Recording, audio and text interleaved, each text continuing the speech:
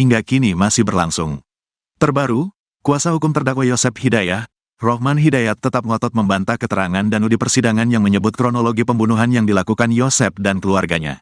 Rohman menguak kembali bukti lama yang bisa mematahkan keterangan Danu yang menyudutkan Yosep. Bukti tersebut berupa CCTV yang berada di sebuah bengkel jok motor yang terletak sekitar 300 meter dari TKP pembunuhan. Rohman menyebut bahwa kesaksian Danu yang mengatakan Yosep Hidayah berada di TKP hari kejadian pembunuhan bisa dibantah dengan CCTV tersebut. Dalam rekaman gambar tersebut terlihat Yosep melintas di depan tempat bengkel jok pada pagi hari sekitar pukul 6.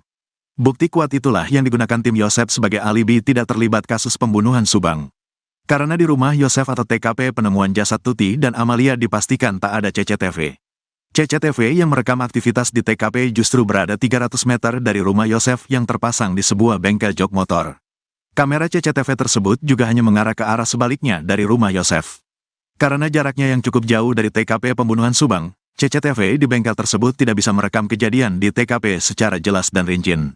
Sementara CCTV kedua ada jauh dari lokasi kejadian penemuan jasad Tuti dan Amalia yang berada di sebuah pabrik.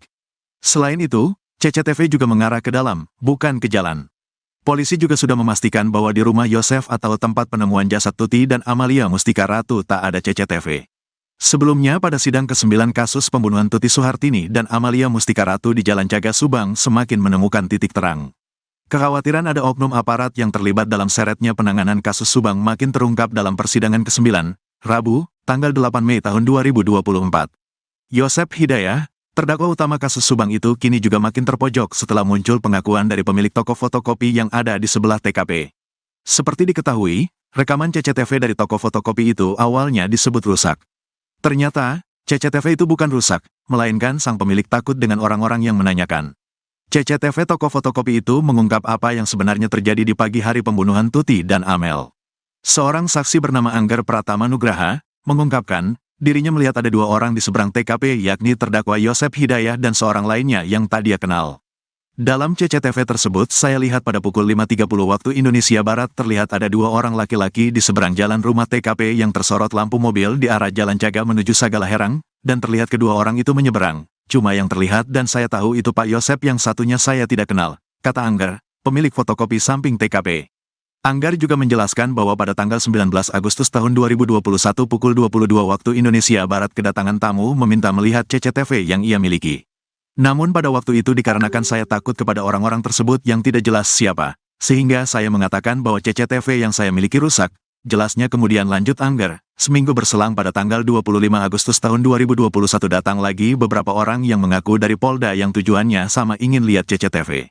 Waktu itu saya perlihatkan CCTV tersebut, orang-orang yang mengaku dari Polda tersebut hanya melihat-lihat saja tayangan CCTV tersebut, dan mereka setelah melihat mengatakan bagus rekaman CCTV-nya, setelah melihat rekaman CCTV mereka langsung pergi. Katanya selanjutnya, seminggu kemudian datang Pak Irlansyah, Babin Kamtibmas Jalan Caga waktu itu. Irlansyah meminta harddisk CCTV tersebut, saya berikan dan langsung dibawa oleh dia.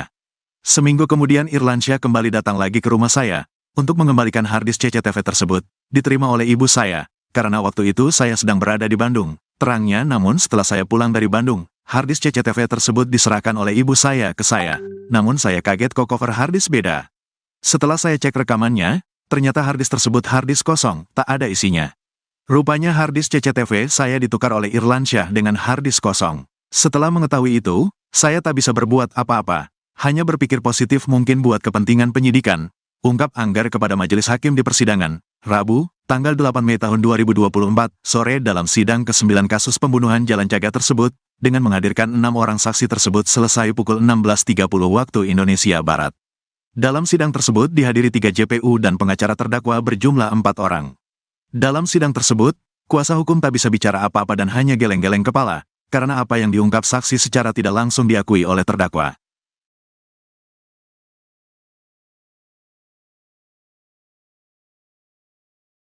Terkuak oknum polisi di kasus Subang sengaja tukar CCTV yang merekam Yosep di TKP pembunuhan. Fakta baru terkuak dari kasus pembunuhan di Subang, dengan korban Tuti Suhartini dan Amalia Mustika Ratu, yang terjadi 3 tahun lalu. Titik terang kasus Subang tersebut terungkap setelah digelar sidang ke-9. Diketahui, Tuti Suhartini dan Amalia Mustika Ratu tewas diduga menjadi korban pembunuhan di Ciseti, Desa, Kecamatan Jalan Caga, Subang. Jasad Tuti dan Amalia yang merupakan ibu dan anak ditemukan meninggal tak wajar dengan penuh luka di bagasi Alphard pada Rabu, tanggal 18 Agustus tahun 2021, pagi. Kasus ini sempat mengendap hampir 2 tahun karena polisi seperti menemukan jalan buntu. Dalam persidangan ke-9, Rabu, tanggal 8 Mei tahun 2024, seorang saksi bernama Anggar Pratama Nugraha mengungkapkan dia melihat ada 2 orang di seberang TKP yakni terdakwa Yosef dan seorang lainnya yang tak dikenal. Dalam CCTV tersebut saya lihat pada pukul 5.30 waktu Indonesia Barat terlihat ada 2 orang laki-laki di seberang jalan rumah TKP yang tersorot lampu mobil di arah Jalan Cagak menuju Sagala Herang, dan terlihat kedua orang itu menyeberang. Cuma yang terlihat dan saya tahu itu Pak Yosef. Yang satunya saya tidak kenal, kata Anggar, pemilik fotokopi di samping TKP. Anggar juga menjelaskan, pada tanggal 19 Agustus tahun 2021 pukul 22 waktu Indonesia Barat, dia kedatangan tamu meminta melihat CCTV yang dia miliki. Namun pada waktu itu dikarenakan saya takut kepada orang-orang tersebut yang tidak jelas siapa, sehingga saya mengatakan, CCTV yang saya miliki rusak, ucapnya. Kemudian, lanjut Anggar, seminggu berselang, pada tanggal 25 Agustus tahun 2021 datang lagi beberapa orang yang mengaku dari Polda yang tujuannya sama, ingin lihat CCTV. Waktu itu saya perlihatkan CCTV tersebut, orang-orang yang mengaku dari Polda tersebut hanya melihat-lihat saja tayangan CCTV tersebut. Mereka setelah melihat mengatakan bagus rekaman CCTV-nya. Setelah melihat rekaman CCTV, mereka langsung pergi, katanya.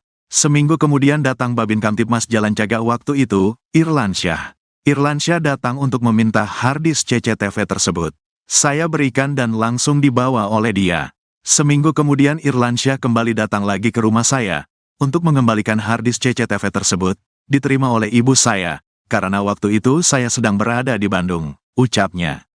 Dia kaget saat mengecek harddisk CCTV tersebut karena cover harddisk tersebut berbeda. Setelah saya cek rekamannya, ternyata harddisk tersebut harddisk kosong, tak ada isinya. Rupanya harddisk CCTV saya ditukar oleh Irlansyah dengan harddisk kosong. Setelah mengetahui itu, saya tak bisa berbuat apa-apa. Hanya berpikir positif mungkin buat kepentingan penyidikan, ungkap Anggar kepada majelis hakim di persidangan, Rabu, tanggal 8 Mei tahun 2024, sore. Saksi Justice Kolaborator Muhammad Ramdhanu atau Danu di persidangan keempat mengaku jika dirinya diintimidasi oleh penyidik agar tak mengungkap kasus ini. Saya ditekan untuk mencabut BAP ketiga dan membuat surat pernyataan bahwa apa yang saya sampaikan di BAP ketiga itu bohong, kata Danu pada persidangan keempat. Saya juga ditekan dan diintimidasi, hingga diinjak dan dilempar pisau oleh oknum penyidik agar mencabut BAP, imbuhnya. Dalam sidang ke-9 kasus pembunuhan Jalan Cagak tersebut, dihadirkan 6 saksi. Sidang selesai pukul 16.30 waktu Indonesia Barat. Sidang tersebut dihadiri 3 JPU dan pengacara terdakwa berjumlah 4 orang. Kuasa hukum terdakwa tak bicara apa-apa, hanya geleng-geleng kepala. Selanjutnya, sidang kasus tersebut dilanjutkan pada Senin, tanggal 13 Mei tahun 2024. Kasus Subang semakin menemukan titik terang setelah digelar sidang ke-9. Kasus Subang adalah hilangnya nyawa Tuti Suhartini dan Amalia Mustika Ratu di Ciseti, Desa, Kecamatan Jalan Cagak, Subang. Jasad Tuti dan Amalia yang merupakan ibu dan anak ditemukan meninggal tak wajar dengan penuh luka di bagasi Alphard pada Rabu, tanggal 18 Agustus tahun 2021, pagi. Kasus ini sempat mengendap hampir 2 tahun karena polisi seperti menemukan jalan buntu. Namun, Danu akhirnya membuka tabir kasus sehingga ada 5 orang yang ditetapkan sebagai tersangka pada tahun lalu. Sederet fakta dalam persidangan terungkap. Sejumlah saksi membeberkan semua terkait adanya peran penyidik Polres Subang untuk menutupi kasus pembunuhan yang menyedot perhatian publik nasional tersebut. Fakta pertama diungkap oleh saksi Justice Kolaborator Muhammad Ramdhanu atau Danu di persidangan keempat. Danu bersaksi di depan majelis hakim bahwa dirinya diintimidasi oleh penyidik agar tak mengungkap kasus ini. Saksi kunci yang membongkar kasus pembunuhan di Jalan Cagak tersebut juga menegaskan, BAP ketiga itu merupakan keterangan dia yang sesungguhnya berdasarkan apa yang dia lihat pada peristiwa pembantaian ibu dan anak oleh terdakwa Yosef Hidayah. Dalam persidangan ke-9, Rabu, tanggal 8 Mei tahun 2024, seorang saksi bernama Anggar Pratama Nugraha mengungkapkan, dia melihat ada 2 orang di seberang TKP yakni terdakwa Yosef dan seorang lainnya yang tak dikenal. Dalam CCTV tersebut saya lihat pada pukul 5.30 waktu Indonesia Barat terlihat ada 2 orang laki-laki di seberang jalan rumah TKP yang tersorot lampu mobil di arah Jalan Cagak menuju Sagalaherang, dan terlihat kedua orang itu menyeberang. Cuma yang terlihat dan saya tahu itu Pak Yosep. Yang satunya saya tidak kenal, kata Anggar, pemilik fotokopi di samping TKP. Anggar juga menjelaskan, pada tanggal 19 Agustus tahun 2021 pukul 22 waktu Indonesia Barat, dia kedatangan tamu meminta melihat CCTV yang dia miliki. Kemudian, lanjut Anggar, seminggu berselang, pada tanggal 25 Agustus tahun 2021 datang lagi beberapa orang yang mengaku dari Polda yang tujuannya sama, ingin lihat CCTV. Seminggu kemudian datang Babin Kamtipmas Jalan Cagak waktu itu, Irlansyah. Irlansyah datang untuk meminta harddisk CCTV tersebut. Dia kaget saat mengecek harddisk CCTV tersebut karena cover harddisk tersebut berbeda. Setelah saya cek rekamannya, ternyata harddisk tersebut harddisk kosong, tak ada isinya. Rupanya harddisk CCTV saya ditukar oleh Irlansyah dengan harddisk kosong. Setelah mengetahui itu, saya tak bisa berbuat apa-apa. Hanya berpikir positif mungkin buat kepentingan penyidikan, ungkap Anggar kepada majelis hakim di persidangan, Rabu, tanggal 8 Mei tahun 2024, sore.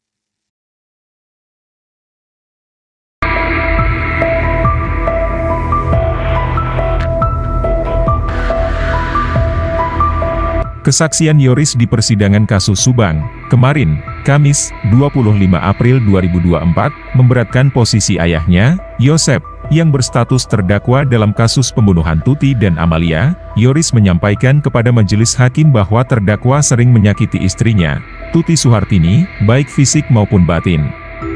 Mama saya ini sering disakiti oleh si papa, secara fisik dan batin. Saya sakit hati atas apa yang diperbuat Pak Yosep ke Bu Tuti, kata Yoris Raja Amanullah, Kamis, 25 April 2024, malam di persidangan. Dalam persidangan itu, Yosep terlihat geleng-geleng kepala melihat anaknya dengan penuh emosi memberikan kesaksian di persidangan, bahkan terdakwa Yosep semakin terdiam membisu saat Yoris meminta keadilan kepada majelis hakim agar menghukum ayahnya seberat-beratnya. Majelis hakim juga menanyakan kepada Yoris tentang sosok Mimin Mintarsih, yang merupakan istri kedua Yosep. Usai sidang, Yoris mengaku kesal dan marah dalam persidangan karena kecewa terhadap terdakwa. Saya ungkap semuanya yang saya tahu tentang terdakwa, sebelum dan sesudah peristiwa tersebut terjadi seperti apa tabiat terdakwa yang keji. Menjadi dalang menghabisi nyawa mamah dan adik saya, keseharian setelah peristiwa yang begitu mencurigakan gerak-geriknya, paparnya.